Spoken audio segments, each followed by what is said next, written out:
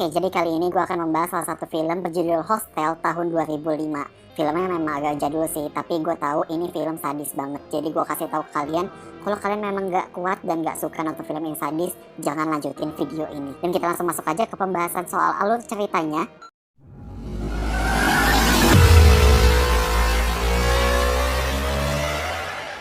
Film dibuka dengan karakter bernama Paxton, Josh, dan juga Ollie yang sedang berlibur di Amsterdam. Kita bisa melihat bahwa mereka menginap di sebuah hostel, yang biasanya hostel itu sendiri menyediakan penginapan murah bagi para backpacker. Malam pun tiba, mereka bertiga pergi ke sebuah klub untuk mencari pasangan. Josh berusaha mendekati seorang wanita, namun dirinya malah terlibat perkelahian. Mereka akhirnya pergi dari tempat itu, dan akhirnya mereka pun pergi ke tempat hiburan malam lainnya. Sampai mereka tidak sadar, mereka baru kembali ke hostel tengah malam. Tapi sayangnya pintu hostel tersebut sudah dikunci, karena memang biasanya kalau di hostel itu kan ada jam malamnya. Paxton pun mencoba berbicara dengan pria di atas jendela menggunakan bahasa asing. Dan karena mereka membuat kegaduhan di tengah malam, tetangga-tetangga di sekitarnya pun melempari mereka dengan botol-botol beling. Sampai akhirnya ada seorang pria di jendela yang membantu mereka. Pria tersebut bernama Alex. Josh dan Paxton ngobrol bersama Alex tentang traveling mereka untuk mencari cewek. Alex pun ngasih tahu di Slovakia banyak banget cewek-cewek cantik, dan Alex pun juga bilang kalau mereka nggak akan nemu tempatnya itu di peta, jadi mereka harus mengikuti arahan dari Alex. Singkat cerita, mereka pun tergiur dengan tawaran Alex dan langsung menuju Slovakia menggunakan kereta. Mereka yang sedang bercanda gurau di perjalanan, ada seorang pria dengan telepon datang ke gerbong mereka dan menunjukkan foto anaknya. Dan ternyata Ollie pun juga bilang kalau dia sudah punya anak. Hal itu membuat Josh terkaget. Bapak-bapak itu pun ngobrol dengan mereka. Bahkan sikapnya di sini agak aneh ketika dia makan salad menggunakan tangan. Pria tua itu pun tiba-tiba mendekati Josh dan memegang pahanya. Sontak hal itu membuat Josh marah dan mengusir pria itu. Akhirnya mereka tiba di sebuah stasiun kecil yang sepi dari pengunjung. Mereka melanjutkan perjalanan ke tengah kota dan melihat sebuah pabrik di sana. Barulah mereka tiba di kota yang mereka tuju. Dan ketika mereka masuk ke area penginapannya, mereka merasa terkagum karena ini hostelnya mewah banget. Nampak tidak ada yang aneh dari hostel ini. Semuanya berjalan seperti normal dan tamu-tamunya pun juga dari berbagai negara. Mereka pun akhirnya check-in dan meminta kamar yang private. Namun resepsionis bilang bahwa kamar di sini itu semi-private. Jadi mereka akan satu kamar dengan orang lain. Mereka masuk ke kamar dan ketemu dengan dua cewek cantik yang lagi mau menuju ke ruangan sauna. Singkat cerita, mereka berkenalan dengan dua cewek tadi bernama Natalia dan juga Svetlana. Lalu mereka semua pindah ke sebuah klub untuk bersenang-senang. Bahkan di klub ini pun juga ada dua cewek Jepang yang menginap di hostel yang sama. Begitu pula dengan cewek resepsionis yang akhirnya berdansa dan mendekati Ollie. Josh yang lagi ngobrol sama Natalia merasa terganggu dengan asap rokoknya. Ia pun langsung pergi keluar. Dan kita baru tahu bahwa Josh mengidap asma. Tiba-tiba ada segerombolan preman cilik yang malakin dia. Akhirnya Josh pun diselamatkan oleh seorang pria yang ternyata pria tersebut adalah orang yang di kereta tadi. Josh mencoba mentraktir si bapak-bapak itu untuk berterima kasih dan minta maaf atas kejadian sebelumnya. Dan seketika Josh melihat pria itu mempunyai tato anjing di tangannya. Namun dia tidak merasa ada hal yang aneh di situ. Hari pun berganti.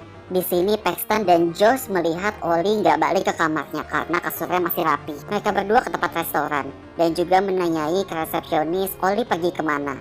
Tapi kata resepsionis dia sudah check out tiba-tiba pagi ini. Hal tersebut sangat aneh bagi mereka berdua, karena setidaknya Ollie bisa berpamitan dulu ke mereka. Josh mencoba menghubungi Ollie namun tetap tidak berhasil. Tiba-tiba salah satu cewek Jepang ini mendatangi mereka bernama Kana. Kana mendapatkan pesan entah dari siapa, berisi foto tentang temannya dan juga Ollie. Di foto tersebut juga bertuliskan kata sayonara atau artinya selamat tinggal. Paxton akhirnya meminta foto itu juga dikirimkan ke HP dia. Mereka berkeliling ke tengah kota nyariin Ollie kemana. Tiba-tiba preman cilik mencegat mereka lagi untuk minta permen karet. Dan mereka pun dari kejauhan juga melihat Ollie. Mereka manggil-manggil Ollie tapi orang tersebut masuk kabur ke dalam museum.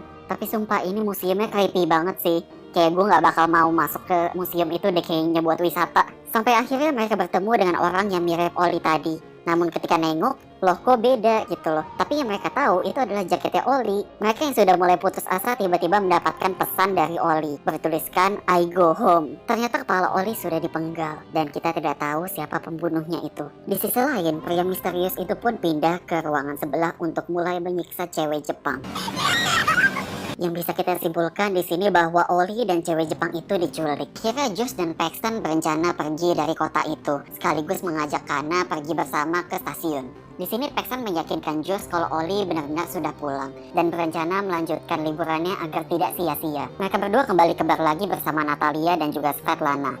Di sini Josh tiba-tiba dikasih minum sama Natalia dan bilang mau balik hostel karena katanya tiba-tiba dia merasa lelah dan kepalanya sakit. Josh yang tampak pucat balik hostel sendirian. Tiba-tiba resepsionis di hostel tersebut menyambut Josh dan membantu menidurkan dirinya di kasur. Namun terdengar ada langkah kaki seorang pria mendatangi Josh yang sedang tertidur. Paxton yang masih di bar bersama Natalia dan juga Svetlana tiba-tiba merasa pusing juga.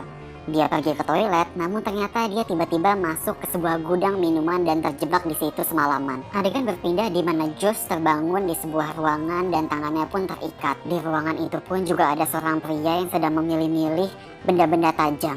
Ia mengambil mesin bor dan perlahan ia menancapkan ke kaki dan juga badannya Josh. Pria misterius itu ternyata adalah pria yang ia temui di kereta. Josh bertanya, "Kenapa kamu ingin membunuhku?" Pria itu bilang dia selalu mau menjadi seorang pembedah, tapi tidak disetujui karena tangannya mudah bergetar. Josh meminta kepada pria itu untuk dibebaskan. Pria itu melakukan sesuatu pada kakinya Josh, dan hal itu membuat dirinya sangat kesakitan. Lalu pria itu melepaskan borgol di tangan Josh dan membukakan pintu seakan mempersilahkan dirinya untuk kabur. Dan ternyata ketika Josh berdiri, tulang di kaki belakangnya sudah dipotong. Josh terjatuh dan merangkak.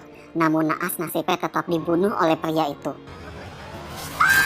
Adegan berpindah ke Paxton yang terbangun di pagi hari. Ia balik ke hostel dan ternyata kata resepsionis dia sebenarnya sudah check out. Padahal dia nggak ngerasa udah check out, bahkan barangnya dia udah dibawain ke area resepsionis. Paxton juga nanyain kabarnya Josh ke resepsionis, namun resepsionis bilang dia juga udah check out duluan. Akhirnya dia mencari Josh ke kamar dan ternyata ada dua cewek cantik dia ke sauna. Bahkan dialognya pun juga sama seperti sebelumnya. Dia menghubungi Josh berkali-kali tapi tidak diangkat. Dia akhirnya keliling kota dan ngeliat foto Oli dan cewek Jepang itu ternyata punya latar belakang sebuah pabrik. Tiba-tiba ada preman cilik yang ngambil HP-nya dia. Dia pun gak tahu harus kemana lagi, jadi dia ke kantor polisi untuk melaporkan temannya yang hilang. Lalu Paxton yang bingung harus mencari kemana lagi, dia tiba-tiba melihat Natalia dari jauh. Dia mengikuti Natalia masuk ke dalam bar, tapi anehnya warga lokal di situ melihat Paxton dengan aneh. Lalu saat Paxton bertemu Natalia dan Svetlana yang lagi teler, dengan dandanan yang berbeda bahkan dari sebelumnya, ia menanyai keberadaan teman-temannya. Namun mereka berdua hanya menjawab melantur. Paxton yang kesal dan berteriak, "Di mana teman-temanku?" Orang-orang di sekitarnya melihat Paxton seketika. Natalia pun akhirnya menjawab, teman-temannya ada di acara seni. Paxton akhirnya memaksa Natalia untuk mengantarkan dia ke tempat acara seni itu. Saat di perjalanan, Natalia menawarkan permen karet ke Paxton. Seketika Paxton pun juga melihat tas kecil Natalia berisi uang cash yang sangat banyak. Sampai akhirnya mereka tiba di suatu tempat dengan penjagaan yang sangat ketat, yaitu adalah pabrik yang sempat ia curigai sebelumnya. Paxton pun bertemu dengan bapak-bapak yang baru saja keluar dari dalam pabrik. "Gimana di sana?" Bapak-bapak tersebut hanya menjawab, "Hati-hati, kamu bisa menghabiskan uangmu di dalam sana." Mereka berdua pun masuk. Natalia menunjukkan jalannya ke sebuah lorong yang gelap. Paxton pun terkaget melihat temannya Josh yang badannya sedang dibedah. Ia bingung dan marah kepada Natalia. Akhirnya dia ditarik oleh kedua pria dan Paxton melihat ruangan-ruangan lain berisikan orang-orang yang sedang disiksa. Ia pun akhirnya diikat di kursi. Tiba-tiba dua pria masuk ke ruangan itu dan salah satunya meminta ia bicara. Dan ia menyimpulkan bahwa Paxton adalah orang Amerika. Perlahan Paxton mulai disiksa. Tapi saat disiksa tiba-tiba pria misterius itu berbicara bahasa asing. Dan Paxton pun juga ikut berbicara bahasa asing yang sama. Karena tampak kesal, dia akhirnya menutup mulut Paxton agar tidak bicara lagi. Lalu ia mau mencoba mulai menggergaji tangannya, tapi tiba-tiba Paxton malah muntah-muntah. Dan saat mencoba percobaan yang kedua, tak sengaja gergaji mesin pria itu mengenai tangan Paxton, membuat kedua jarinya putus, namun borgol di tangannya pun juga ikut terlepas. Dan saat si pria itu ingin menyerang Paxton lagi, tiba-tiba ia malah terpeleset oleh jarinya Paxton yang putus tadi. Sampai akhirnya gergaji mesinnya tadi pun mengenai dirinya sendiri. Paxton berusaha kabur dari kursi itu, tapi karena kakinya masih diborgol, ia akhirnya mencoba mengambil sebuah pistol yang ia tembakkan ke kepala pria itu. Tiba-tiba security mendatangi ruangan Paxton. Paxton menembaknya dia lagi dan akhirnya dia berhasil melepaskan borgol di kakinya. dan dia mencoba menyamar menjadi pria-pria pembunuh di situ. Tapi di saat dia hampir ketahuan, dia mencoba bersembunyi di sebuah gudang berisi badan-badan manusia. Namun ketika ada yang datang ke ruangan itu, dia pun ngumpet di antara tumpukan-tumpukan mayat itu. Akhirnya Paxton masuk ke sebuah ruangan di mana dia bertemu temannya Josh yang sudah tewas. Paxton pun berhasil menyelamatkan diri, menaiki lift ke atas, dan langsung masuk ke sebuah ruangan. Ternyata ruangan tersebut adalah ruangan ganti baju para psikopat sebelum dan sesudah memulai aksinya. Bahkan di situ dia juga melihat polisi yang sepertinya sudah bekerja sama dengan perusahaan ini. Dan gak pakai lama dia pun langsung ganti baju menggunakan jas hitam layaknya psikopat-psikopat yang datang ke situ. Dia juga menemukan sebuah kartu nama perusahaan itu bernama Elite Hunting, yang ternyata di belakangnya ada sebuah harga. Orang Rusia itu paling murah di sini, $5.000, dan orang Amerika itu paling mahal, $25.000. Tiba-tiba seorang pria psikopat lainnya datang yang baru mau memulai aksinya.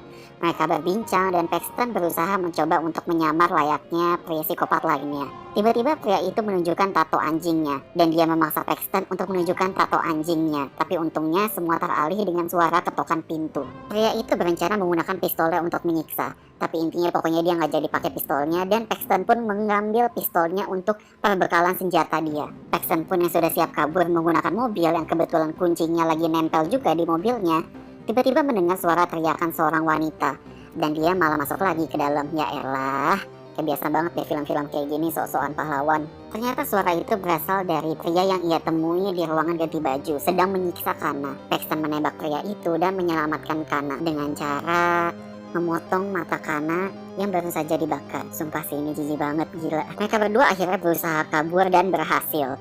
Ternyata untuk menuju stasiun kereta berjarak 10 km. Dan di tengah jalan ternyata adanya truk yang parkir sembarangan. Dan ternyata setelah truk itu pindah, Paxton pun bertemu Natalia, Svetlana, dan juga Alex. Dan langsung menabrak ketiganya. Tiba-tiba dia halangin lagi sama preman cilik. Tapi dia ngasih sogokan permen karet buat ngalangin penjahat-penjahat yang sebelumnya. Terus sudah mau nyampe stasiun nih, tiba-tiba perjalanannya terhenti lagi karena ada razia polisi.